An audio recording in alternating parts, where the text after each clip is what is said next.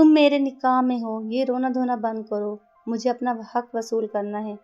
زیان ملک حورین کے قریب ہوا تو وہ روتے ہوئے کہنے لگی، کتنے بڑے ہیں آپ، دور رہیں مجھ سے، میں کسی کی امانت ہوں۔ یہ سن کر زیان ہنسنے لگا، اب تو اسی بوڑھے کے ساتھ ہی سہاگ رات منانی پڑے گی تمہیں۔ وہ 10 سال بعد لندن سے واپس آیا تھا حورین کی شادی میں شرکت کے لیے، لیکن لڑکے والے بارات لے کر نہیں آئے تو ابا جی نے اس کا نکاح زیان سے کر دیا۔ وہ 36 سال کا تھا اور حورین صرف 20 سال کی۔ اس کی معصوم خوبصورتی دیکھ کر زیان کے دل میں ایک عجیب سی کیفیت پیدا ہوئی۔ صبح میں بابا سے شکایت کروں گی آپ کی، وہ گھٹ گھٹ کر رو رہی تھی۔ نکاح کی تقریب میں جب قاضی نے پوچھا، حورین بنت سلطان احمد، آپ کا نکاح زیان ملک ولد سے شہریار احمد ملک کے ساتھ 42,000 روپے حق مہر پر کیا جاتا ہے، کیا آپ کو یہ نکاح قبول ہے؟ اس نے روتے ہوئے نکاح نامے پر دستخط کیے تھے۔ ناک تو پہلے ہی رو رو کر سرخ ہو چکی تھی، ایسے میں وہ اور بھی حسین لگ رہی تھی۔ سرخ شرار میں اس کی خوبصورتی کسی چاند کی مانند چلک رہی تھی، لیکن وہ خود کو منحوس سمجھ رہی تھی اتنے بڑے آدمی کے ساتھ میری شادی، یہ سوچ سوچ کر اس کے دماغ کی رگیں پھٹنے کو ہو رہی تھی۔ دوسری طرف زیان ملک حیرت سے اپنے ساتھ ہونے والے اس واقعے کو دیکھ رہا تھا۔ املی کے بعد اس نے تو کبھی کسی عورت کے ساتھ گھر بسانے کا سوچا ہی نہیں تھا۔ وہ 36 سالہ بھرپور مرد جسے اب شادی کی کوئی خواہش ہی نہیں رہی تھی، لیکن اسے کیا معلوم تھا کہ پاکستان آتے ہی محض ایک ہفتے بعد وہ دوبارہ نکاح جیسے بندھن میں بندھ جائے گا۔ دلہن بنی ہوئی وہ لڑکی پھوٹ پھوٹ کر روئے جا رہی تھی۔ گھونگھٹ اٹھا کر ساتھ بیٹھے اس شخص کو دیکھتی، پہلے ہی شناختی کارڈ پر وہ اس کی عمر دیکھ چکی تھی۔ دیکھنے میں ہینڈسم تھا، پیارا تھا، عمر میں 10 سال کم لگتا تھا، لیکن اس کے باوجود تھا تو 36 سال کا۔ یہ سوچ سوچ کر اس کے دل میں ہول اٹھ رہے تھے، کیا کیا خواب نہیں دیکھے تھے اس نے اپنے شوہر کے بارے میں، کہ میرا ہم عمر ہوگا، میرا ہم پلہ ہوگا، مگر یہ تو بوڑھا انکل نکلا، بات بات پر روک ٹوک کرے گا، پرانے خیالات کا مالک ہوگا، رات کو سوتے ہوئے خراٹے بھی لیتا ہوگا۔ یہ سوچ سوچ کر اسے شدید الجھن محسوس ہو رہی تھی۔ یہ اس کے دادا جان کا فیصلہ تھا جو اب بہت زیادہ بیمار رہنے لگے تھے۔ وہ کہتے تھے، اس کی مری ہوئی ماں سے وعدہ کیا تھا میں نے، اسے رخصت کر کے ہی اس دنیا سے جاؤں گا، کسی محفوظ ہاتھوں میں دے کر۔ زیان ملک جیسا لمبا چوڑا مرد حورین کے لیے بالکل پرفیکٹ میچ تھا، لیکن دلہن بنی وہ معصوم لڑکی مسلسل روئے جا رہی تھی۔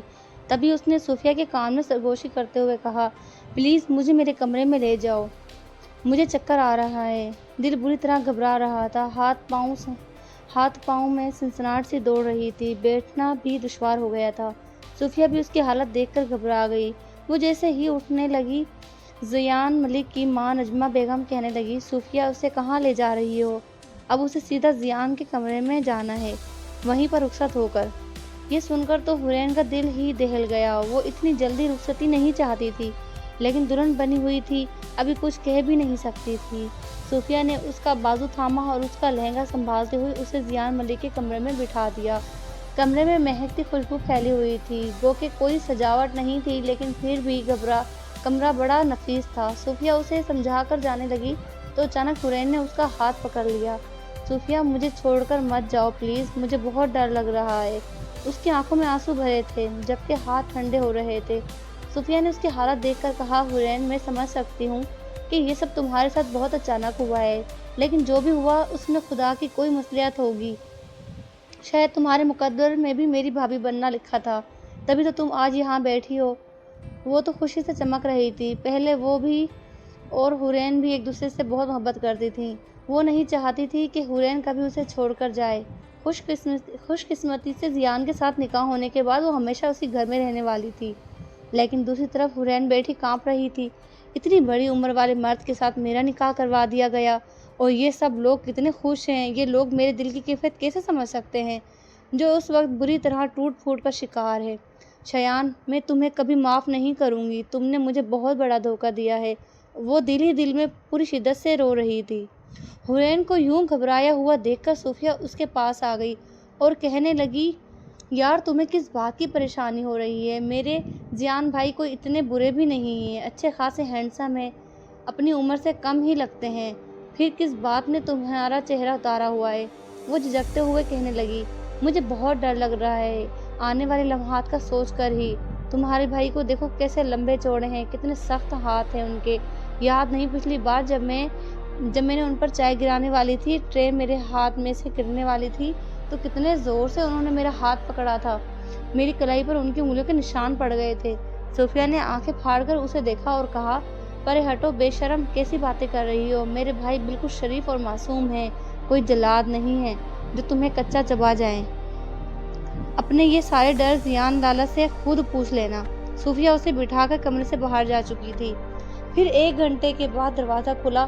وہ جو بیڈ کراؤن سے ٹیک لگائے بیٹھی تھی ایک دم سیدھی ہو کر بیٹھ گئی۔ وحشت زدہ نظروں سے کمرے میں آنے والے زیان ملک کو دیکھنے لگی، جو بڑی دلچسپی سے اس نازک کم عمر خوبصورت لڑکی کو دیکھ رہا تھا۔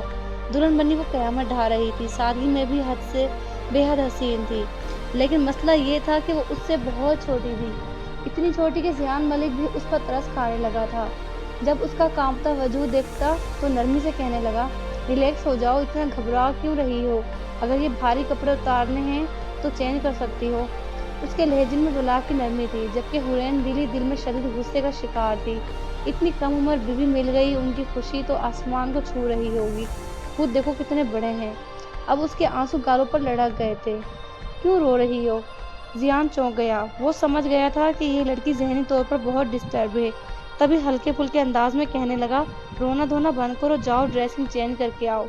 اس کے بھاری لہجے پر حورین ڈر گئی تھی، فوراً اٹھ گئی۔ سامنے الماری میں پہلے سے ہی اس کے کپڑے ہینگر کر دیے گئے تھے، ایک آرام دہ نائٹ سوٹ بھی موجود تھا۔ جیسے ہی اس نے دوپٹے کو ایک طرف کرتے ہوئے نائٹ سوٹ اتارنا چاہا تو پیچھے لگی ہوئی سیفٹی پن کھل چکی تھی، اور دیکھتے ہی دیکھتے وہ ڈوریاں جو اس کے گلے اور کمر پر بندھی تھی کھلتی چلی گئیں، اور زپ پیچھے کی طرف کھلتی چلی گئی، یہاں تک کہ کمر پر آ کر رکی۔ زیان ملک جو دوسری طرف منہ کر کے کھڑا تھا، اس آواز پر چونک کر دیکھنے لگا۔ جالیدار دوپٹے سے نظر آتی اس کی سفید کمر دیکھ کر زیان ملک کے پورے وجود میں ایک سنسنی سی لہر دوڑ گئی۔ جیسے ہی حورین کو احساس ہوا، اس نے فوراً اپنی کلیٹ الماری سے لگا لی، گہری گہری سانسیں لینے لگی۔ زیان نے فوراً نظریں پھیر کر کہا، کچھ نہیں دیکھا میں نے، جاؤ شاباش، چینج کر لو۔ وہ اپنا رخ موڑ چکا تھا، بار بار اپنے ذہن کو جھٹک کر اس منظر کو دماغ سے ہٹانا چاہا، لیکن یہ ممکن نہیں تھا۔ پہلے تو ڈریسنگ روم میں دیر تک روتی رہی، پھر کپڑے چینج کر کے باہر آئی۔ جیسے ہی صوفے پر لیٹنے لگی تو زیان حیران رہ گیا، وہاں کیوں سو رہی ہو؟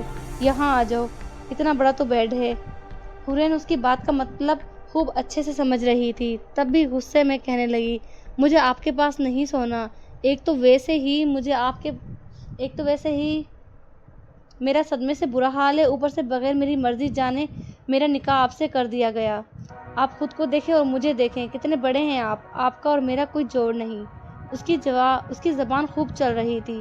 زیان اس کا غصہ دیکھ کر مسکرا دیا، دیکھو میری اتنی عمر بھی زیادہ نہیں، میں اپنی عمر سے 10 سال چھوٹا نظر آتا ہوں، اور تمہیں کس بات پر اعتراض ہے؟ ایک تو میں نے معاملہ سنبھال لیا، اوپر سے تم مجھے ہی باتیں سنا رہی ہو۔ اس نے حورین کا ہاتھ پکڑ کر اپنے سامنے بٹھا لیا۔ چھوڑیں مجھے، کتنے بڑے ہیں آپ، مجھ سے دور رہیں، ہاتھ لگانے کی کوشش نہ کریں۔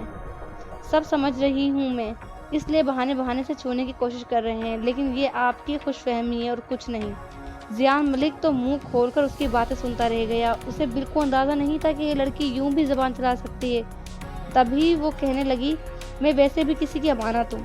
یہ سن کر زیان چونکا، پھر ہنسنے لگا، اب تو اسی بوڑھے کے ساتھ ہی تم نے اپنی زندگی گزارنی ہے، ویسے بھی میں تمہارے ساتھ کوئی زبردستی نہیں کرنے والا، میں کوئی جاہل مرد نہیں ہوں جو کسی معصوم لڑکی کے ساتھ زور و جبر کا قائل ہو۔ فکر مت کرو، میں بغیر تمہاری اجازت تمہیں ہاتھ بھی نہیں لگاؤں گا، تم بے فکر ہو کر یہاں سو سکتی ہو۔ اس کا لہجہ بڑا مہربان تھا۔ حورین حیران ہو کر اسے دیکھتی رہی، جیسے یقین نہ ہو رہا ہو۔ دیکھنے میں وہ 27-28 سال سے زیادہ کا نہیں لگتا تھا، حالانکہ عمر 36 سال تھی۔ اس کے کہنے کے باوجود وہ بیڈ پر نہیں سوئی، بلکہ صوفے پر لیٹ گئی اور اپنے اوپر چادر بھی ڈال لی۔ زیان نے ایک نظر اسے دیکھا، پھر لاپرواہی سے موبائل چلانے لگا، لیکن حورین چادر میں چہرہ چھپا کر رو رہی تھی، آخر میرے ساتھ ہی ایسا کیوں ہوا؟ شیان، تم نے میری زندگی برباد کرنے میں کوئی کسر نہیں چھوڑی، میں یتیم ہوں نا، اسی لیے میرے ساتھ یہ سب ہوا۔ زیان ملک نے 10 سال بعد پاکستان کی سرزمین پر قدم رکھا تھا۔ اس کا آنا گھر والوں کے لیے سرپرائز تھا۔ جیسے ہی وہ اندر آیا، سب سے پہلے اس کی چھوٹی بہن صوفیہ کی نظر اس پر پڑی تھی۔ زیان بھائی، خوشی سے چلاتے ہوئے اس نے آواز دی اور بھاگتے ہوئے اسے لپٹ گئی۔ حورین جو خاموشی سے کیاری میں گرے ہوئے چمیلی کے پھول جمع کر رہی تھی، اس شور پر حیران ہو کر پلٹی اور صوفیہ کے سر پر پیار کرتے ہوئے اس شخص کو دیکھ کر حیران رہ گئی۔ گورا چٹا وہ شخص بالکل انگریز لگ رہا تھا۔ وہ حیرت سے آگے بڑھی اور زیان کے سامنے آ کر کھڑی ہو گئی، جبکہ زیان خود بھی سفید کپڑوں میں ملبوس اس لڑکی کو دیکھ کر حیران رہ گیا تھا۔ چوڑی دار پاجامہ، لمبا فراق اور کندھے پر دوپٹہ لٹکائے اس کی لمبی چوٹی پیٹھ پر تھی۔ تبھی صوفیہ نے بتایا، حورین دیکھو، میرے زیان بھائی واپس آ گئے اتنے سالوں بعد۔ حورین بھی مسکرا دی۔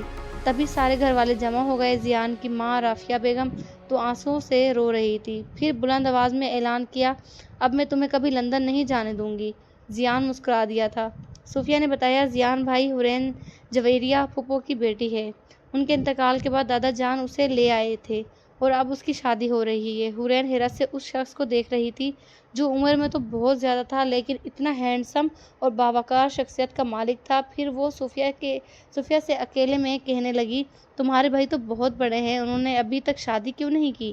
یہ سن کر صوفیہ اداسی سے بولی، بھائی نے شادی تو کی تھی لیکن ایک انگریز لڑکی سے، وہیں لندن میں، لیکن اب ان کی طلاق ہو چکی ہے۔ حورین نے افسوس سے سر ہلا دیا تھا۔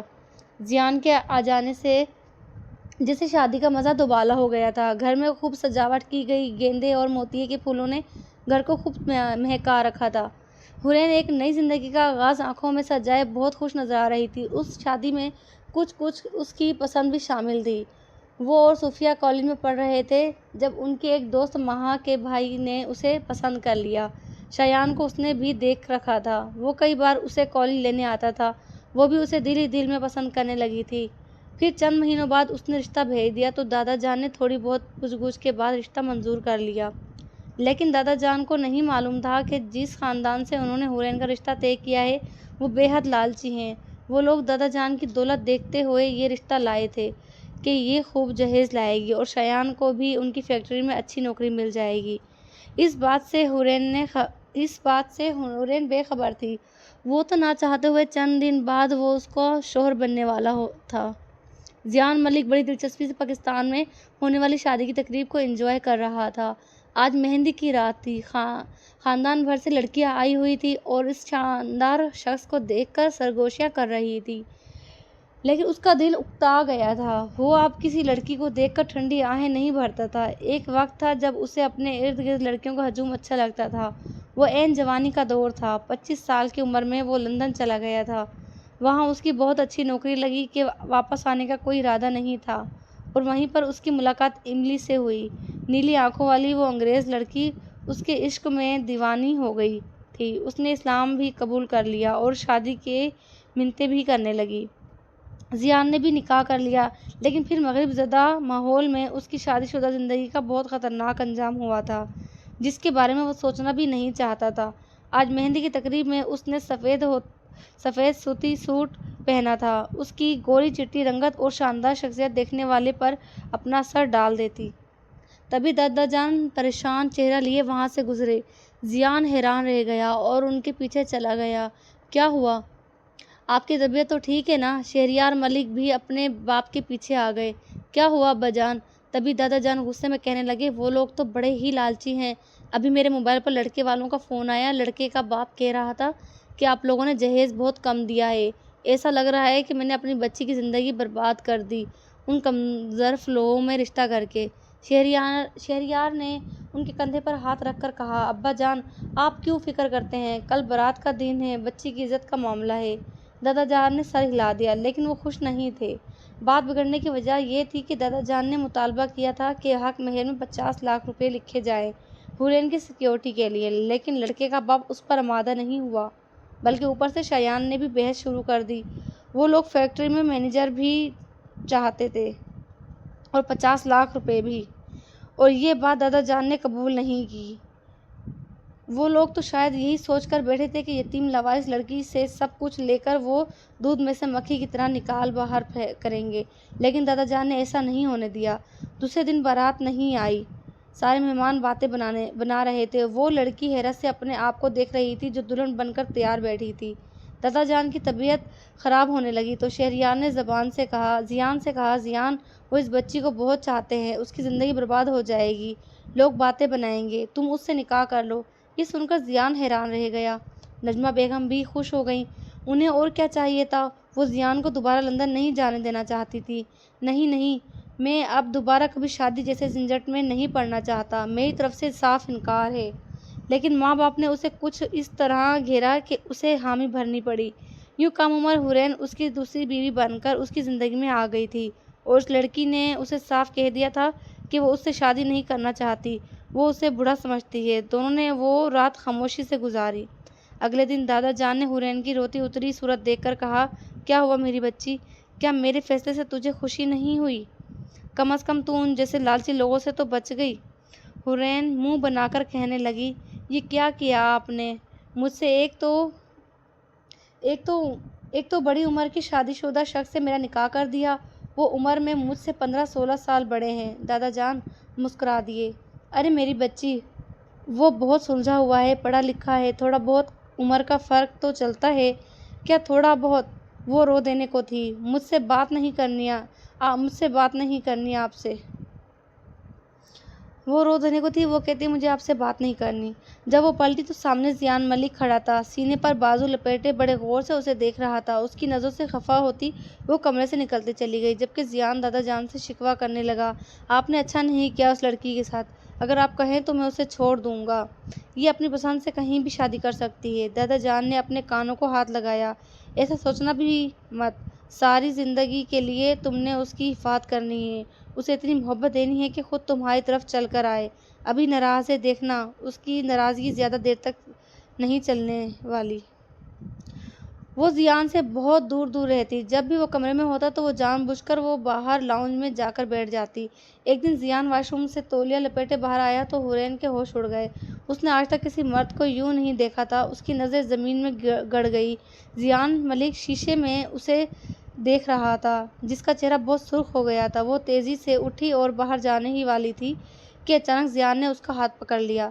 چھوڑے میرا ہاتھ، اس کی آواز کانپ رہی تھی۔ زیان غور سے اسے دیکھتے ہوئے کہنے لگا، خیر تم مجھے کوئی برا انسان سمجھتی ہو، دیکھو جو کچھ ہوا وہ سب اچانک تھا، نہ میں اس نکاح پر راضی تھا نہ تم، لیکن ہم ضروری نہیں کہ میاں بیوی بن کر ہی اس کمرے میں رہیں، دوست بھی تو بن سکتے ہیں۔ تم بہت معصوم اور کم عمر ہو، تمہارے ساتھ واقعی ظلم ہوا ہے، مجھ سے گھبرانے یا ڈرنے کی ضرورت نہیں، میں تمہاری اجازت کے بغیر کبھی تمہیں ہاتھ نہیں لگاؤں گا، لیکن تم مجھے برا انسان مت سمجھو۔ وہ نظریں جھکائے کھڑی تھی۔ آپ سچ کہہ رہے ہیں، آپ میرے ساتھ کوئی زبردستی نہیں کریں گے؟ زیان مسکرایا، بالکل بھی نہیں، ہم اچھے دوست بن سکتے ہیں۔ اس نے دوستی کا ہاتھ بڑھایا۔ وہ چند لمحے سوچتی رہی، پھر اس کے ہاتھ پر اپنا ہاتھ رکھ دیا، لیکن سیاہ آنکھیں اس پر جماتے ہوئے کہنے لگی، صرف دوست، یہ بات آپ یاد رکھیے گا۔ زیان ملک اس چھوٹی سی لڑکی کا غصہ دیکھ کر دل ہی دل میں مسکرا دیا تھا۔ ایک دن نجمہ بیگم نے کہا، حورین بیٹا، آج زیان کے ماموں کی طرف تم دونوں کی دعوت ہے۔ صوفیہ نے اسے بلیک سوٹ میں تیار کیا، نفیس زیور میں اس کی خوبصورتی چاند کی طرح چمک رہی تھی۔ جیسے ہی زیان ملک بلیک کرتا شلوار پہنے لاؤنج میں آیا تو حورین اپنی نظریں نہ ہٹا پائی تھی، وہ بہت شاندار لگ رہا تھا۔ زیان نے مسکرا کر کہا، کیوں ایسے کیا دیکھ رہی ہو، نظر لگاؤ گی کیا؟ حورین نے فوراً نظریں بدل کر کہا، خوش فہمی ہے آپ کی، اتنے بھی پیارے نہیں ہیں آپ۔ وہ دونوں ہنسی مذاق کرتے گھر سے نکل آئے۔ وہاں زیان کے ماموں کی بیٹی لیلا بھی تھی، جو زیان کو دیکھ کر خود پر قابو نہ پا رہی تھی۔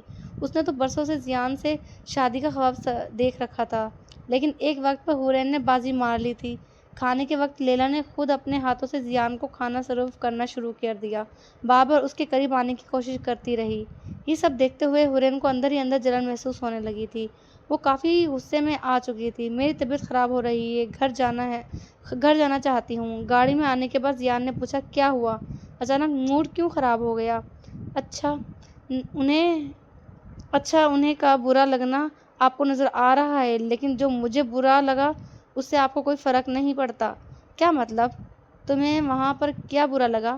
حورین نے منہ بگاڑ کر کہا، جس طرح آپ کی وہ کزن آپ کے قریب آنے کی کوشش کر رہی تھی، وہ آپ کو دکھائی نہیں دیا؟ آپ کو ٹھیک لگتا ہے کہ وہ لڑکی بار بار آپ کے قریب آئے، آپ کو کھانا سرو کرے؟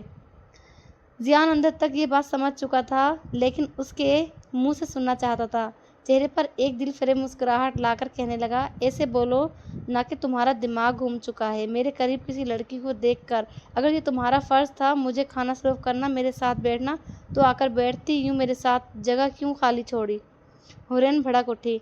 हाँ तो ना लेकर जाइए मुझे अगली बार, और लैला को अपने साथ ले जाइएगा, जो बड़ी चिपक चिपक कर साथ बैठ रही थी।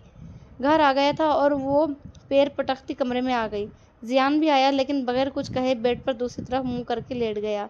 उसके बाद कई रोज़ गुजर गए, लेकिन दोनों के दरमियान कोई ख़ास बात नहीं हुई। दादा जान के सामने दोनों खुद को नॉर्मल दिखा रहे थे, लेकिन कमरे में दोनों दो अजनबी थे। हुरैन चाहते हुए भी जियान को अपना नहीं पा रही थी। दिल उसी बात पर अटका हुआ था कि वो उम्र में उससे बड़ा है, भला वो उससे मोहब्बत कैसे कर सकती है। एक रात जब वो मोबाइल देख रही थी, एक अनजान नंबर से पैगाम आया। हेलो हुरैन, भूल तो नहीं गई मुझे? वीडियो कॉल आई और सामने शयान बैठा था। शयान, तुम अब क्यों कॉल कर रहे हो? तुमने सब कुछ ख़त्म कर दिया, मेरी ज़िंदगी बर्बाद कर दी। शयान ने आंखों में आंसू लाकर कहा, जो शख्स अपनी मोहब्बत को खो दे वो रोएगा नहीं तो और क्या करेगा? तुम मेरी मनचाही मोहब्बत थी। जहेज़ की मांग मेरे माँ बाप ने की थी, मैंने नहीं। मैं तो आज भी इतना ही पागल हूँ तुम्हारी मोहब्बत में। भोली भाली हुरैन एक बार फिर उसकी बातों में आ रही थी। मैं भी तुमसे मोहब्बत करती थी। तुम जब नहीं आए तो मैं कितना रोई थी, लेकिन दादा जान ने इज्जत रखने के लिए मेरी शादी जियान से करवा दी। जानते हो वो कितना बड़ा है मुझसे उम्र में? शयान यही सुनना चाहता था। वो उस लड़की को फंसाना चाहता था ताकि लाखों रुपए वसूल कर सके। तभी किसी ने उसके हाथ से मोबाइल छीन लिया। हुरैन का सांस हलक में अटक गया।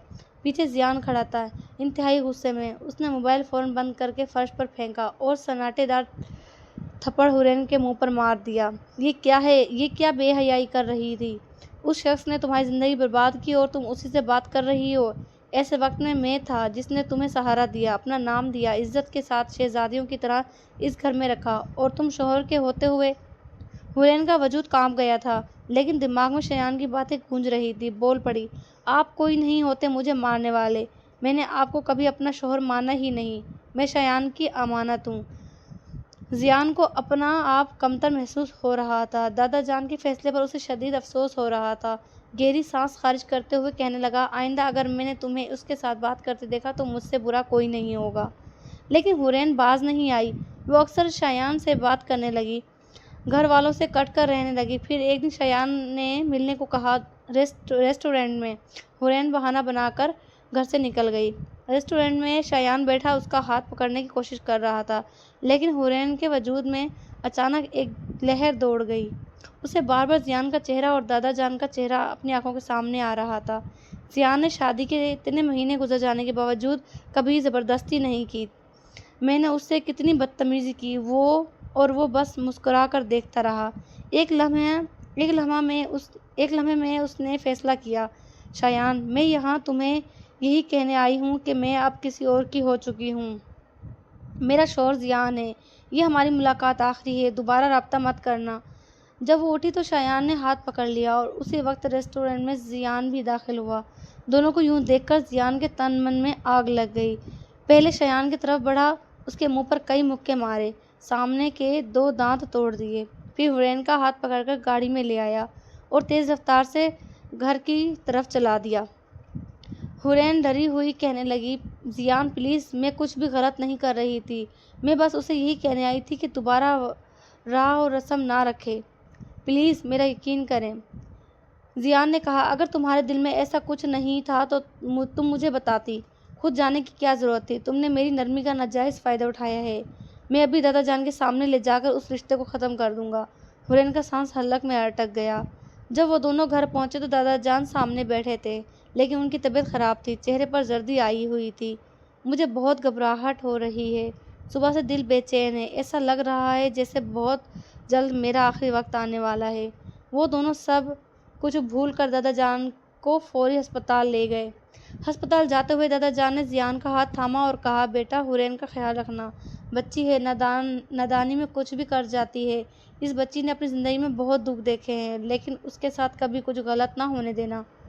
बच्ची समझ कर माफ़ कर देना। उम्र में तुम उससे बड़े हो, उसे समझा लेना, लेकिन कभी ऐसा कदम मत उठाना कि वो लड़की कहीं की ना रहे। ज़ियान की आंखों में आंसू आ गए थे और चंद घंटों बाद दादा जान उस जहान फ़ानी से रुखसत हो गए। हुरैन को जब पता चला तो वो बेहोश हो गई, दहाड़े मार मार कर रोती रही। दादा जान मुझे छोड़कर नहीं जा सकते, लेकिन वो हमेशा हमेशा के लिए आंखें बंद कर चुके थे। दादा जान के सोने के बाद जब वो ज़ियान के कमरे में आई तो ज़ियान ने दो टोक लहजे में कहा, अगर मैं अभी तक खामोश हूँ तो सिर्फ इसलिए कि दादा जान को मैंने कसम दी थी कि तुम्हें कभी अपने से अलग नहीं करूँगा, तुम्हारी हिफाजत करूँगा, लेकिन कभी तुम्हारा शौहर बनकर तुम्हारे साथ नहीं रहूँगा। हुरैन की आंखों में आंसू आ गए। वो बेवकूफ़ लड़की जानती नहीं थी कि कब उसे ज़ियान से इस कदर शदीद मोहब्बत हो गई थी, लेकिन अब उसे ज़ियान का दिल जीतना था, उस पत्थर को दोबारा मोम करना था। वो आहिस्ता आहिस्ता उसके सारे काम करने लगी। उसके आने से पहले उसके लिए खाना बनाती, दादा जान की कब्र पर भी जाया करती, बार बार उससे माफ़ी मांगती। एक रोज़ उसने दादा जान की कसम खाकर उसे सारी हकीकत बताई थी कि शायान का असल इरादा क्या था और वो रेस्टोरेंट किस लिए गई थी। ज़ियान खामोश था, लेकिन जब उसने उस नाजुक सी लड़की को बार बार रोते अपने सामने हाथ जोड़ते देखा तो आखिरकार वो भी मौन हो गया। उसके हाथों को पकड़कर वो उसे सीने से लगा गया। उसी रोज़ हुरैन ने खुद से ये वादा किया था कि वो दोबारा कभी भी अपने शौहर को तकलीफ़ नहीं देगी, क्योंकि वह खुशकिस्मत तरीन लड़की थी जिसे ज़ियान मलिक जैसा शौहर मिला था। दादा जान ने उसके लिए बिल्कुल सही इंतखाब किया था। वो जी उठी थी और पूरे हक के साथ उसने ज़ियान मलिक से कहा, प्लीज़ आप मुझे लड़की से औरत भी बना दीजिए। कब तक शादीशुदा होकर भी कमारियों की तरह ज़िंदगी गुजारती रहूँगी। ज़ियान ने उससे बाहों में भरते हुए कहा, सोच लो, बाद में फिर रोना धोना ना शुरू हो जाए तुम्हारा। उसने नफ़ी में सर हिलाते हुए कहा, नहीं नहीं नहीं रोऊंगी, बस अब मैं आपकी हो जाना चाहती हूँ। ज़ियान ने उसे फ़ौरन बाहों में भरकर अपने करीब कर लिया। ये रात दोनों की यादगार होने वाली थी। अगर आपको ये वीडियो पसंद आई हो तो लाइक एंड सब्सक्राइब ज़रूर कीजिएगा। अल्लाह हाफिज़।